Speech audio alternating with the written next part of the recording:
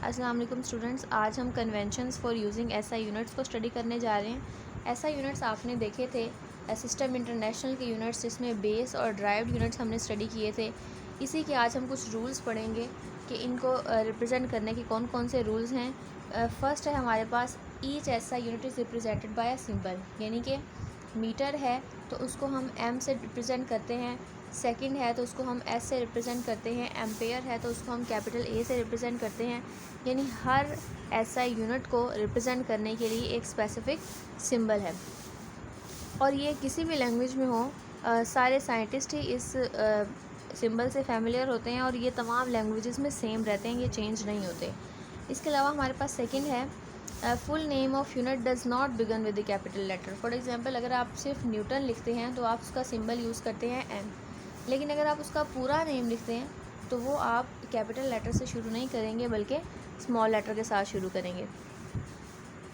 अगर आप just second को लिखेंगे, इसके यूनिट को सिंबल को लिखेंगे तो आप एस लिखेंगे। अगर आप पूरा नेम लिखेंगे तो आप उसे कैपिटल से नहीं बल्कि स्मॉल लेटर से ही शुरू करवाएंगे। उसके बाद है symbols appear in lower case, और जितने सिंबल्स हैं आप उनको लोअर केस में रिप्रेजेंट करेंगे, जिस तरह आपने मीटर को और सेकंड में फर्स्ट वाले एग्जांपल के अंदर किया।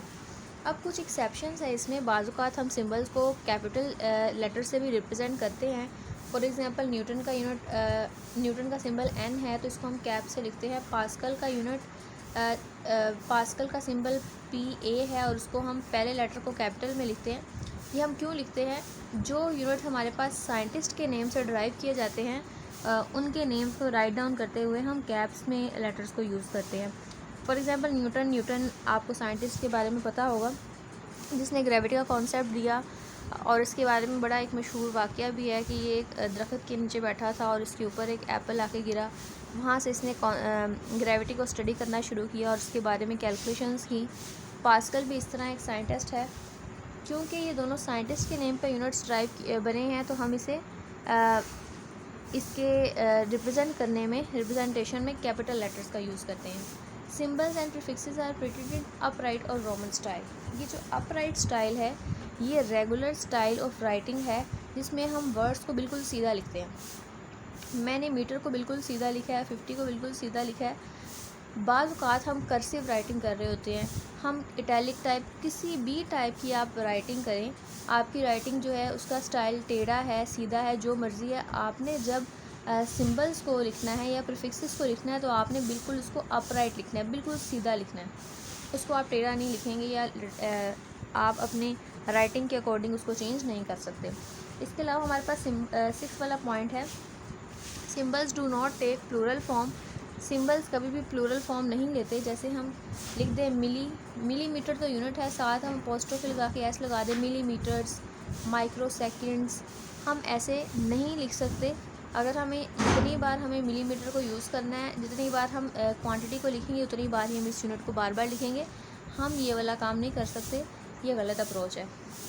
उसके बाद 7 वाला पॉइंट है कि हम किसी भी यूनिट को लिखने के बाद एंड पे फुल स्टॉप नहीं लगाएंगे। एंड पे फुल स्टॉप सिर्फ उसी केस में लगेगा जब आप एक सेंटेंस लिखते हैं, जिस तरह कि अ मैस ऑफ 50 किलोग्राम। इसके अलावा इससे नेक्स्ट है आपके पास प्रीफिक्सेस। जब भी आप लिखेंगे प्रीफिक्सेस और बेस यूनिट, तो उन दोनों के दरमियान आप स्पेस नहीं डालेंगे। प्रीफिक्सेस कौन कौन से हैं आपके पास? For example, micro, milli, mega, ये सारे प्रीफिक्सेस हैं। और बेस यूनिट्स आपके पास कौन से होते हैं? किलोग्राम, सेकंड, इस तरह आपने और पढ़ा है, मीटर, और भी आपने 7 बेस यूनिट्स पढ़े हैं। जब भी आप इन दोनों को इकट्ठा लिखेंगे तो आप उनके दरमियान स्पेस नहीं डालेंगे। कोई एक प्रीफिक्स लें और कोई एक बेस यूनिट लें, क्या मैंने इनके दरमियान स्पेस डाली? नहीं, इनके दरमियान स्पेस डालना गलत है। इस तरह हम मिली सेकेंड जो है वो भी साथ ही लिखेंगे, यानी प्रीफिक्स और यूनिट, प्रीफिक्स और बेस यूनिट जब भी साथ इकट्ठा आएगा आपने उनके दरमियान स्पेस नहीं डालनी। अब स्पेस आप किस केस में डालेंगे? जब आप एक नंबर और एक सिंबल को लिखेंगे तो आप उनके दरमियान एक स्पेस डालेंगे। नंबर का मतलब है 1 2 3 4, और वो कोई भी हो सकता है। फॉर एग्जांपल, आप कहते हैं 1, उसके साथ लगाते हैं किलोग्राम। इन दोनों के दरमियान अगर आप इस तरह लिखते हैं और स्पेस नहीं डालते तो ये गलत मेथड होगा। आपको जब भी इसे लिखना है, जिस तरह 1 और थोड़ी सी स्पेस दे के आगे किलोग्राम, आप इसको इस तरह से लिखेंगे। जिस तरह मैंने यहाँ पर 2 मीटर पर सेकंड स्क्वायर लिखा है, तो 2 और मीटर पर सेकंड स्क्वायर के दरमियान एक स्पेस है, तो ये बिल्कुल ठीक तरीक़ेकार है। इसके बाद हमारे पास compound prefixes are not allowed. अब कंपाउंड प्रीफिक्सेस क्या होती हैं? फॉर एग्जांपल आपके पास है 1 पिको फैरेड, फैरेड यूनिट है, असल में हम पिको को डिस्कस कर रहे हैं। पिको क्या है? हमारे पास 10 की पावर -12। आप कहते हैं कि मैं 10⁻⁻12 को 2 बार लिख लेता हूँ, 10⁻6 से 10⁻6। 6 और 6 को प्लस करें तो 12 भी बनता है, तो 10⁻6 जो है ये भी एक प्रीफिक्स इक्वल है, और वो है हमारे पास माइक्रो। हम ऐसा बिल्कुल भी नहीं कर सकते कि पिको की जगह हम 2 माइक्रो डाल दें तो हमारे पास ठीक तरीक़ेकार होगा, ये गलत होगा। इस तरह अगर माइक्रो है वो 10⁻6 के इक्वल है, आप उसकी जगह 2 बार मिली नहीं डाल सकते, मिली, तो ये भी आपके पास गलत तरीका होगा। बेहतर है वही यूनिट इस्तेमाल करें जो एग्जैक्टली टेबल पर वही बिल्कुल वैल्यू देता हो। आप उसको 2 पार्ट्स में डिवाइड नहीं कर सकते, जिसको हम कंपाउंड प्रीफिक्सेस कहते हैं, ये अलाउड नहीं है। उसके बाद हमारे पास है, अगर आपके पास किसी यूनिट की कोई पावर हो तो वो पावर होल मल्टीपल की होती है। जिस तरह ये हमें बज़ाहिर तो नज़र आ रहा है कि मीटर की पावर शायद 1 है और सेकंड की पावर जो है वो 2 है, ऐसा नहीं है। जो मीटर है इसकी पावर भी 2 है और सेकंड की पावर जो है वो -2 हो जाएगी, क्योंकि इसकी जो पावर -2 होने का मतलब है कि ये डिनोमिनेटर में प्रेजेंट है। तो अब ये जो डिनोमिनेटर में प्रेजेंट होने की वजह से पावर इसकी नेगेटिव है, वैसे दोनों की पावर ही स्क्वायर में होगी। अगर हम इसको सेपरेटली लिखना चाहें तो हम इसको ऐसे लिख सकते हैं। Using index notation is better than solids. Index notation का मतलब होता है, इसे हम कहते हैं इंडेक्स नोटेशन और इसे हम कहते हैं सॉलिडस फॉर्म। सॉलिडस फॉर्म इस्तेमाल करना बेहतर नहीं है, बेहतर है कि आप इंडेक्स नोटेशन यूज़ करें, ऊपर पावर लगाएं, पॉजिटिव आए, नेगेटिव या जो भी आपके पास पावर आती है। उसके बाद हमारे पास, अगर आप साइंटिफिक नोटेशन को फॉलो कर रहे हों तो 1 non-zero digit must be present before the decimal की हमने रूल पढ़ा हुआ है, ये वही वाला रूल है साइंटिफिक नोटेशन का। उसके अलावा हमारे पास सिंबल्स और नेम को आपने मिक्स नहीं करना। फॉर एग्ज़ाम्पल आपके पास ये मीटर है और ये सेकंड है। मीटर हमारे पास नेम है, सेकंड भी नेम है, एम सिंबल है और एस सिंबल है। आप ऐसे नहीं कर सकते यूनिट लिखते हुए ऊपर मीटर पूरा लिख दें और नीचे सिर्फ एस लिख दें, या ऊपर सिर्फ मीटर लिख दें और नीचे सेकंड पूरा लिख दें, तो ये दोनों गलत तरीक़ेकार है। इससे बेहतर है कि आप जस्ट इतना ही लिखें और सिर्फ सिंबल्स को यूज़ करें। इसके अलावा हमारे पास है practical work should be recorded in more convenient units. अब मोर कन्वीनियंट यूनिट्स कौन सी हैं? फॉर एग्जांपल आप एक कैलकुलेशन कर रहे हैं, आप मोस्टली मेजरमेंट्स जो हैं वो सेंटीमीटर में लेते हैं, तो जो आपके पास सेंटीमीटर के अलावा कोई मेजरमेंट आएगी, फॉर एग्जांपल मिलीमीटर आ जाती है या किसी और यूनिट में आ जाती है, तो आप उसको भी सेंटीमीटर में चेंज करेंगे, बजाय इसके कि पूरी कैलकुलेशन को डिफरेंट करने के बजाय। जिस तरह हम अक्सर आप लोगों ने देखा होगा, जब हम कैलकुलेशंस करते हैं स्क्रू गेज के साथ, तो आपके पास जो आंसर आता है वो मिलीमीटर में आता है, लेकिन फिर आप उसके रिज़ल्ट को सेंटीमीटर में चेंज करते हैं। मिलीमीटर में क्यों आता है? क्योंकि आपके पास स्क्रू गेज का लीस्ट काउंट जो है वो मिलीमीटर में है, और जो लीस्ट काउंट का मतलब होता है कि हमें वो उतनी माइनर डिटेल्स दे सकता है जितना किसी भी चीज़ का लीस्ट काउंट छोटा होगा। वर्नियर कैलिपर की रीडिंग हमारे पास ऑलरेडी सेंटीमीटर में होती है, लेकिन स्क्रू गेज की हम सेंटीमीटर में चेंज कर लेते हैं। उसके बाद है आपके पास 16 वाला पॉइंट्स, एसआई यूनिट यानी सिस्टम इंटरनेशनल सीजीएस को अलाउ नहीं करता।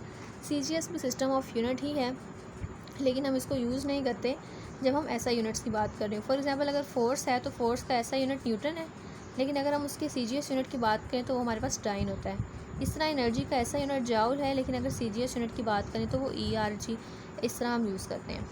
अगर स्टूडेंट्स आपने इसको लॉन्ग के तौर पे प्रिपेयर करना है तो एट लीस्ट आपको इसके 10 से 12 पॉइंट्स प्रिपेयर करने होंगे।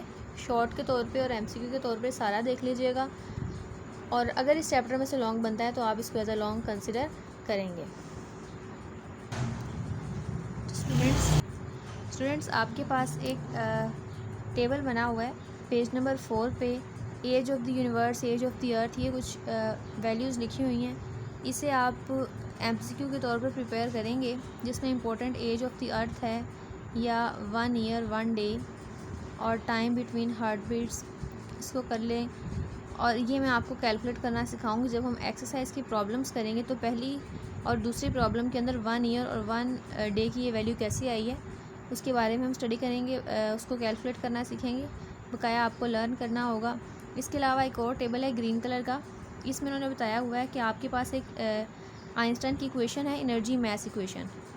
इसका मतलब है कि अगर कोई बॉडी स्पीड ऑफ लाइट से मूव करती है तो उसका जो मैस है वो एनर्जी में कन्वर्ट किया जा सकता है। इस तरह एनर्जी जो है वो भी मैस में कन्वर्टेबल है। तो वो कहते हैं कि अगर आपके पास किसी भी बॉडी का मैस 1 किलोग्राम होता है तो 1 किलोग्राम मैस का मतलब है कि उसके अंदर एनर्जी 9 × 10⁻16 जूल है, जो आप इसमें पुट करके सी की वैल्यू 3 × 10⁸ पुट करके फाइंड आउट कर सकते हैं। तो ये भी एक इम्पॉर्टेंट MCQ है, इसको आप प्रिपेयर करेंगे। Conventions for using SI unit से वेरी नेक्स्ट टॉपिक है अनसर्टेनिटी इन मेजरमेंट। इस टॉपिक को हम सिग्निफिकेंट फिगर के बाद करेंगे।